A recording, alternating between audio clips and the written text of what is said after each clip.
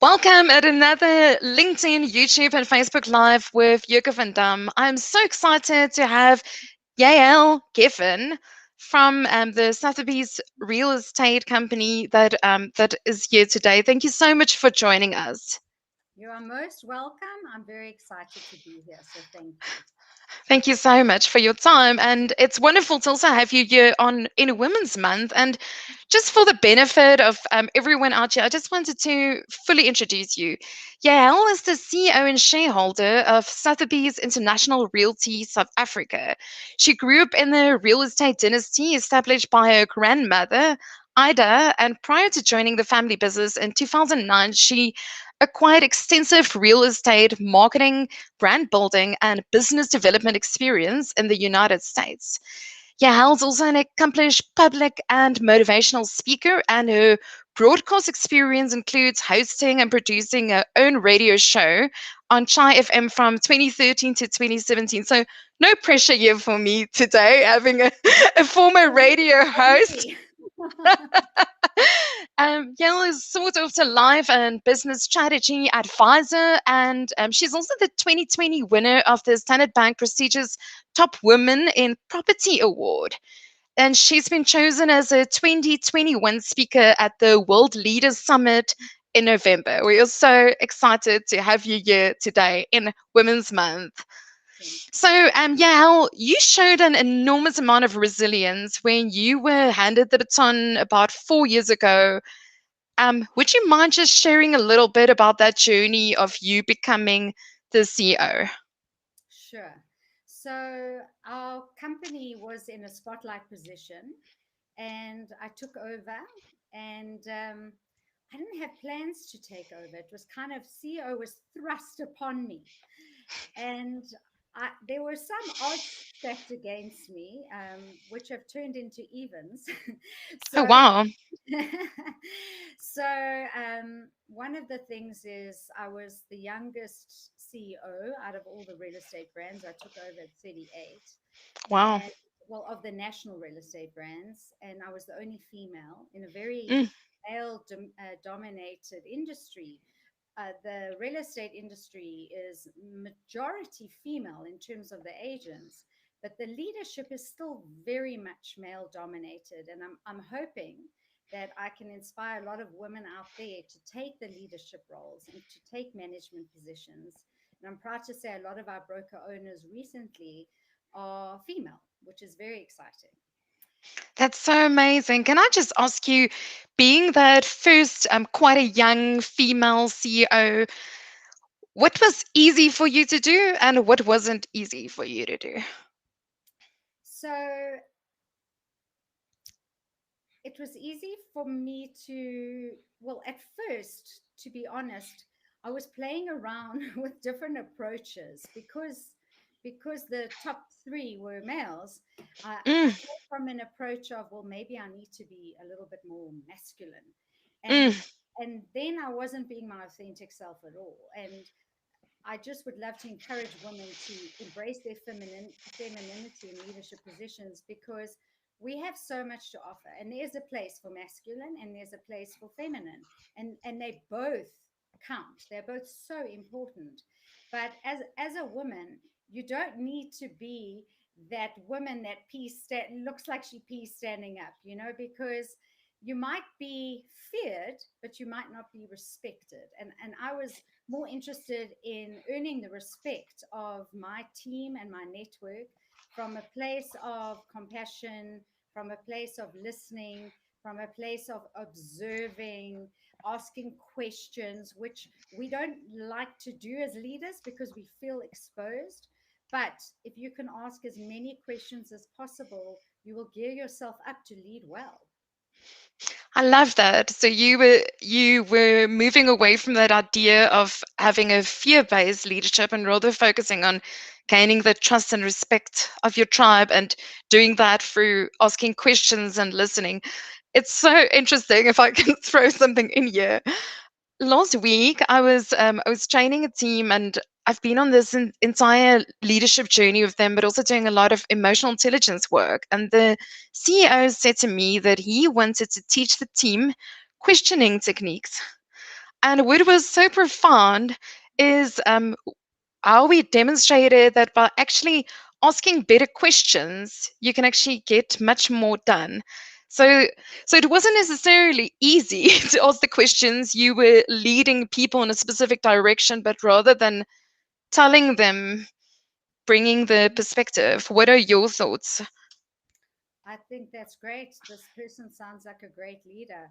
I think I don't want to say new age, it sounds a bit cliched, but we've moved from a place of, that madmen kind of era where there was authority leadership, and now you want to be a leader of influence. You want to engage, you want to inspire, you want to give hope. And I think the asking questions is key, and emotional intelligence as a leader. I think never has it been more apparent in time for a leader to be more self-aware than you ever have been, because there are so many curveballs being thrown at us, and we are more in the limelight than we ever have been. And I see leaders lately, and it's wonderful on all the platforms having a unique voice and coming from a place of their authentic confidence, and that's wonderful. So I think any kind of leader that engages from an emotional intelligence viewpoint is self-aware. I love archetypes. I've done a lot of personal Oh, is development that courses. Yes, because we are all made up of different archetypes, and it's so good to know your team, and in the empowered state, what archetype they engage in their disempowered state, what their shadow is, and then you can negotiate between that. And also knowing yourself is imperative. definitely? I loved what you were saying about authentic confidence. Would you mind just elaborating a bit more? What does that mean to you, and how do we create that or get that as leaders? Sure. So I'll share a personal story. I was doing a coaching certification, and they ask you, they take you through the process, and they ask you what's kind of in season for you. And I thought prosperity was that. But then they ask you all these questions. And then I realized, oh my gosh, it's authentic confidence. I thought I was quite a confident person in terms of the way I came across. But I think I realized I had certain self esteem issues, and I started navigating this and really investigating this. And I think we tend to self inflate when we want to self promote. Self promotion and promotion is essential for business, essential. Marketing yourself, marketing your business. But we have to be careful how we do it, because self inflation we hate, self promotion is great, and also not buckling to the system in terms of what's out there. On LinkedIn profiles, everyone's a global keynote speaker, everyone's an entrepreneur. Some people say 7 times entrepreneur. For me, that's like 7 times human. I don't understand that. If entrepreneur is good enough for Richard Branson, I think it's good enough for young, entrepreneurs. And we get drawn into this overinflation, and it makes us look small at the end of the day. It actually leaks insecurity, and we don't realize that. So if you can find a voice in your own authentic confidence, we are all unique. We all have a unique DNA, a unique print or blueprint. If you can hone in and find out what makes you remarkable through asking friends and family and people that you trust, and cling to that when you represent yourself, not what other people are doing. That is so profound. I'm hanging on to every word. I I found it sounds very much like a personal brand exercise that I often ask my delegates to do, where you're saying I get them to text, WhatsApp, Facebook message, whatever, send an I'll post to find out from at least 5 friends and 5 colleagues and maybe bosses, or depending on if they're in their own business, what is one word to describe them so that they can start coming up with the brand words. And I keep on doing this exercise throughout my life, but what I actually found is you actually notice your areas for improvement very quickly as well. And to see if there's actually a connection between how you see yourself and how the world sees you. and potentially you need to actually start doing something differently. So I'll share like a vulnerable story from my side. I did this exercise many years ago, and my friend said to me, "You're always late. You'll be late for your own funeral." Because I would be the last person to arrive at my own birthday party. It's terrible. Anyway, and I then went on this time management course and I was doing a lot of NLP, and I was like, why am I tripping myself up in this way? I'm self sabotaging. And I realized that at that stage, I was in hardcore sales, working for Entrepreneur Magazine. I would get a meeting with a top CEO or marketing director, and the marketing director of Deloitte, I was 10 minutes late, and I would never, for the next 4 years, get another appointment. And I realized I'd spent 3 hours preparing for the meeting, had drafted proposals, case studies, stories. But what I realized is I didn't see value in traveling. And I realized that you need to cater for all of the risks and things that could potentially go wrong, because otherwise it's just not going to matter. So I It's so managed to change that around, and now people say that work with me, oh, it's Yuka, she's always early. So I've completely okay. changed that around. Okay, you and I need to spend some time together because that is also one of my improvement areas is better time management. And I think it depends. I'm an empath, so I take on more than I should. And that always kind of leaves you into a small space of getting yourself and your own time ready. And it's a self-discipline. I love your 5 by 5 exercise. I use it a lot. I used it on myself. I use it on our agents. I Amazing. advise them to do that because when you go out there and you sell, you have to know your unique differentiator. And how are you going to know it other than if you hear about it from your colleagues and your friends? I also recommend the 16 personalities test. Sorry, my dogs are barking in the background, but What the 16 personality test? Which one is that? The Enneagram or not? so, I mean, doing courses like or doing tools such as Enneagram, 16 personalities is literally 16personalities.com. And Oh I right. realized I'm a mediator and I'm a diplomat mediator. And then there's the Ikigai test, which I tells you love that. and I think as leaders, we all should be doing this stuff because I learned about this. I did a course called From Story to Stage with Yes. Mulholland, and Mm. he says, and I believe in him when he says that the leaders of today, there's you need to speak to lead and you need to speak to get leads. And it's a different forum because we have this platform of social media of what we're doing right now. It's important to garner an audience for your brand using your personal brand. Definitely. I also strongly believe in that leaders should be speaking and to connect with their clients, but to also inspire their staff members. And that's leading into another question. I know that long before COVID hit, you were managing remote teams because, I mean, it's all across South Africa. Um, what changed when COVID hit? How did remote leadership become different for you? Well, I was lucky in a sense because while everyone was learning Zoom, I actually was quite proficient with Zoom already because I had done a lot of international courses. So I knew how to do a Zoom broadcast per se. Raise your hand, write in the chat, and mute.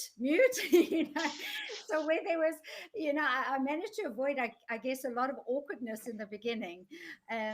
But yeah, I think it's been a blessing in some ways in terms of how we've changed communication. I do realize that transportation and time management and all of that is affected when you have to travel. And I am so sorry about the dogs. I hope it's not ruining our No, no, no, no, not at all. But I mean, this is the other thing. You've got to deal with what happens if it's a, you know, that I can't remember what channel that was, that news broadcaster where his little girl ran in the back and then the wife comes and drags her. There's a certain kind of love that you have or garner for people that are authentic on camera, and you get to have a peek into their lives. You know, you see leaders like the most inspirational people, and you realize they're human. So yeah, on the one hand, it made everything a lot more efficient, but my my strategy was to over communicate as much as possible because it was a very scary time for people. We were very transparent. My father Lou, who is also a business partner in the business and the chairman, he got COVID very early on, actually in March, just as we went into lockdown, and we broadcasted it around our franchisees, and they were felt like they could communicate, over communicate. I don't think we've ever communicated this much, and it's very possible through the technology of these platforms. One thing I do miss is the face to face. You know, when you have the face to face these days, you feel like you're on holiday. It's so appreciated, and that idea of connection and how it's changed. I miss our conventions. You know, we're doing a virtual convention this year, and I miss, you know, the dancing and the Mm, hugging and the face to face where you have like a lekker gesels, you know. So it has pros and cons. definitely, definitely. I enjoyed what you're saying about you calling it over communication, but the fact that you kept in contact with your teams, did they give you feedback that they felt inspired or motivated, or like what did they say about the fact that you guys were in contact when they were in hard lockdown? That first, I don't know how long were we indoors.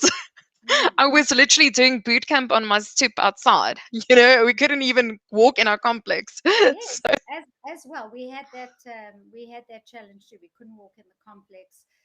We were also doing boot camp, obstacle courses inside, running up and down stairs. Got some skipping ropes. You know, did like the PlayStation Just Dance with my kid, and you know, it forced you to think out of the box. So we didn't stop working.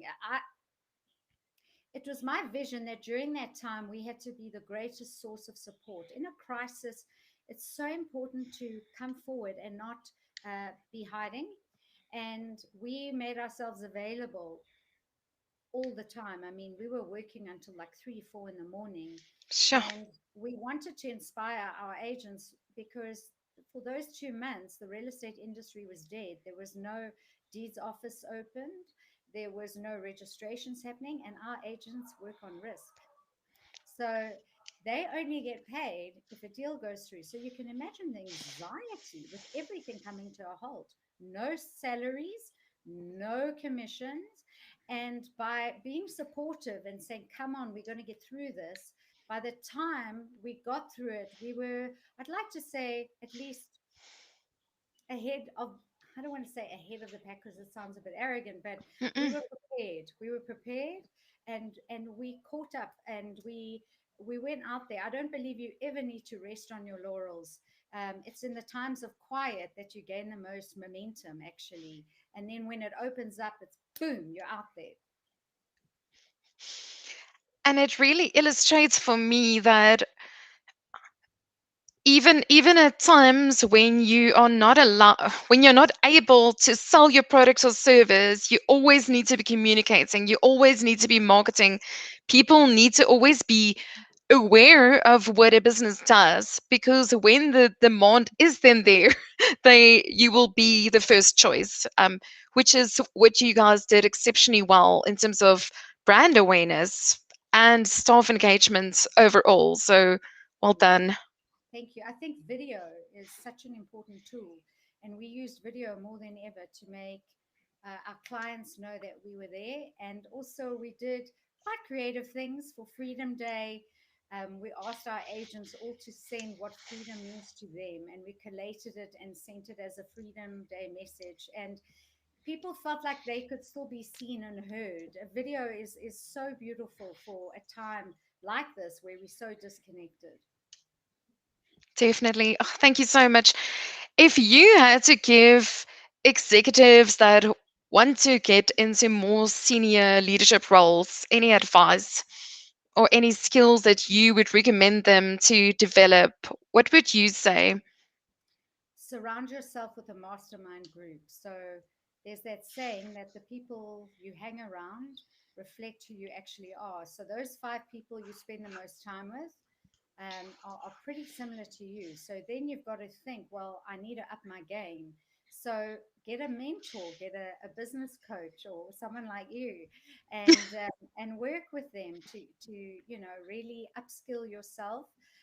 Also, get the support of people you trust, resource yourself, do courses, and network. Find people that are respectable, that you admire in your industry, and network because people recommend and you never know when word of mouth is happening. There's so much referral based business. So that's my advice to you, and be the leader that you want to serve one day. That's the person you need to be. That's amazing. I also just wanted to ask you, so I do that this as part of time management work that I do. I always incorporate a bit of risk to say to clients, imagine the worst thing that could possibly happen in your job, and then they seeing all of the different risks so that they can plan for it. What would your advice be to current leaders? What kind of risks do they need to plan for so So that they're not caught unaware?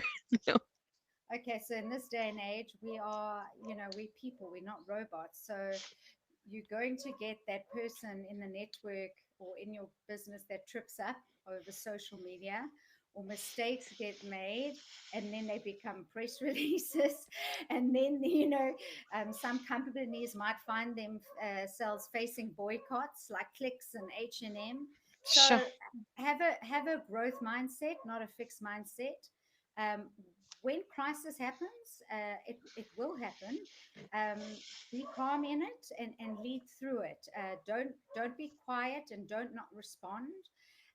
Other risks: prepare yourselves for recessions, prepare yourselves for new entrants on the market, prepare yourself for disruptors, and prepare yourself for managing people. Sometimes you might get a toxic employee, and it's all about, facilitating and negotiating that process. Where there's people, there's beautiful stuff, but there can also be problems. And we're people. So I'd say monitor social media, get an excellent PR team, so that you're always prepared for the inevitable and you get guidance and advice if something does go wrong. Be prepared for a recession, be prepared for people making mistakes, be prepared for you making mistakes, be accountable, because you don't want to be that leader that something happens and you run away. You want to be there and face the music from a place of authenticity. That's amazing. That's amazing. Thank you so much. I will summarize everything you've said in a beautiful blog afterwards because I think there are incredible gems. What are your thoughts on succession planning? Do you think it's important to put a team around you and also notice who could be the up and coming leaders and to groom them? What are your thoughts on that? Succession planning is so important. Based on my experience, I was thrown in, I was thrust into leadership. But it is definitely a better approach to have succession planning. It allows a continuation, and I think that to upskill your fellow employees and always keep them motivated and engaged and inspired. You want your people to, the good people, you want to surround yourself by the very best, by things that you can't do. A president surrounds themselves with his or her cabinet, and they have to be better at what they do. And don't be scared of your staff or your team wanting more. Give them that more. Keep them evolving with you and with the business. But definitely, succession planning. One should identify the true leaders and yeah, motivate them and raise them up to lead. That's That's incredible, and I think due to the fact that you were thrown into the water and you just had to swim, but at least you had been on a board of directors for a period of time, so it wasn't completely cold.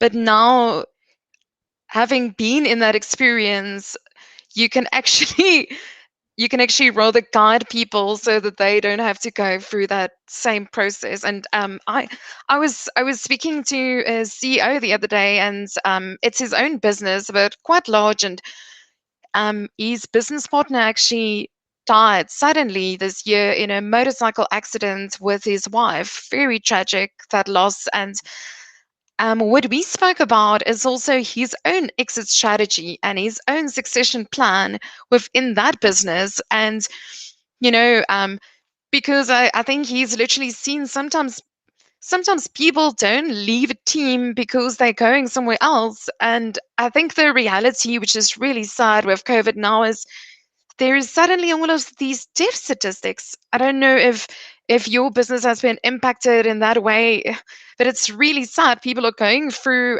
loss, through family members that are really suffering, and you need to also plan for your own retirement ultimately, or know, like, when do I just want to be a speaker on stage and not do this anymore, so that you're not always kind of like a victim of a job I as love that. well as a CEO. Yeah. I love that. A victim of the job. Indeed. I think there's such things as key man and key woman insurance for a reason. Mm, That shouldn't be taken lightly. They are members of my team well, my whole team is valuable to me, actually. And you want everyone to also learn a bit about each other's portfolio and be aware. You don't want to operate from a place of independent silos where people are so disconnected, because if something like this happens, even with COVID and people suffering from mental health, I'm a mental health advocate, and I believe in taking that day off every now and again when you feeling that stress, and it's a very stressful time at the moment, and then you raise each other up when someone is going through a hard time. There isn't then that gap, that void, where, like, for a day or two nothing gets managed, no one gets feedback, because that person's presence is missing. You do want to collaborate as a team. But yeah, I mean, it's super scary when you see in the newspaper who is dying, and a lot of them very good leaders. definitely. Just the last question, as this half an hour has flown by. I don't know if Hey, you've noticed. I tell you, I I can mean, and we've been good with the time management, but it's just gone.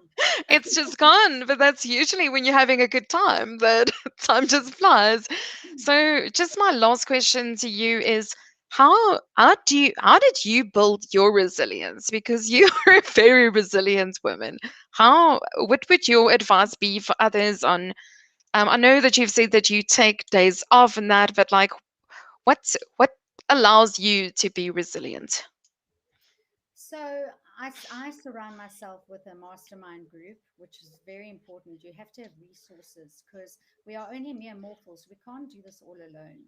One of our power blocks is isolation, and wanting to do everything and be there for everyone. But we are humans, so having a mastermind group of, whether it's a mentor, like I said, whether it's a coach, whether it's a reflexologist, when my body seizes up from too much stress, I just like go into spasm, and then I know I know I need to see my people. I go for brain optimization. Oh Uh, wow. yeah, and it really, because if I get stressed, it affects my sleep, and if you get your sleep affected, it affects everything. I do like to read a lot of books about resilience. I've had a lot of trauma in my own personal life, so I've had a lot of practice with that. To not take it personally, and suffering is universal. Victimhood is optional. And my favorite author, Edith Eger, wrote that. And Yurka, I have to share something very exciting with you. I actually reached out to her the other day because I thought for my conference, it would be amazing to speak with her. She's a Holocaust survivor from Auschwitz, and you would probably know about her. She wrote The Choice and the Gift. and she speaks about transcending pain into meaning and hopelessness into hopefulness. And she's like my personal hero. And this is another thing. Put your hand up, because you never know who's going to say yes. You really don't know. And even if you feel like no one's going to respond, just do it anyway, and feel the fear and do it anyway. And she responded, and her assistant said, Dr. Eager would love to do the interview with you over Zoom. And this is a woman who's interviewed by Oprah.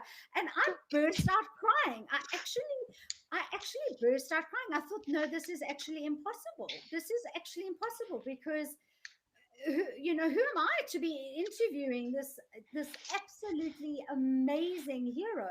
And it just shows you, if you don't put your hand up, no one can say yes. And from an NLP level, what I have to say is when you start operating on a certain mind level and you are really true to your values and your passions, and it's also like you say, you actually want to impact the world, you want to help your staff, you want to inspire them through this conference. It's a positive thing. You are then aligned to the same values as this author, and whether you have the same audience or not, it doesn't matter for her. I think it's more from a that cliche saying of Simon Sinek, starting with why. If your whys are aligned, there's no there's a very small reason why a person won't want to interact with you.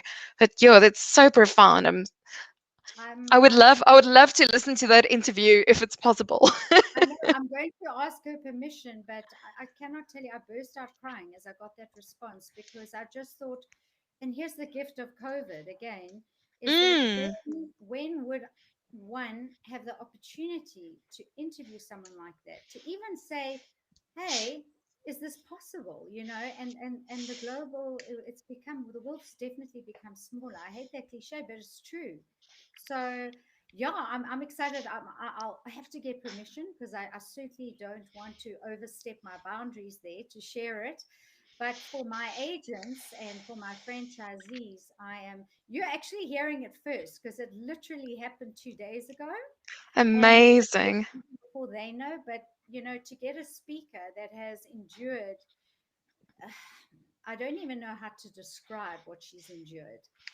It's profound, and to find the peace and the forgiveness in this, and to inspire others as a psychologist and a writer. And she was the mentee of Viktor Frankl, who wrote Man's Mm, Search for Meaning. So a mm. lot of the teaching also comes from him. And yeah, I guess when you're on course, and when you've got a service driven purpose, and you want to be that servant leader, I guess you attract maybe what you put out there from a place of doing good rather than fluffing yourself up. And perhaps that can become a chapter or a few chapters in your book around that interview and what you learned there, just planting the seed. So, Oh, thanks so much. Thank you so much for your time, Yael.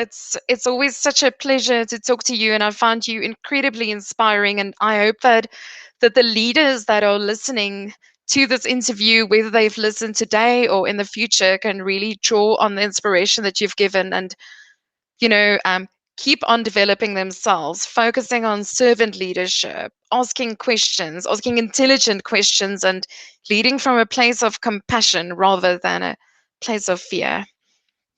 I loved it. Thank you, Yoka.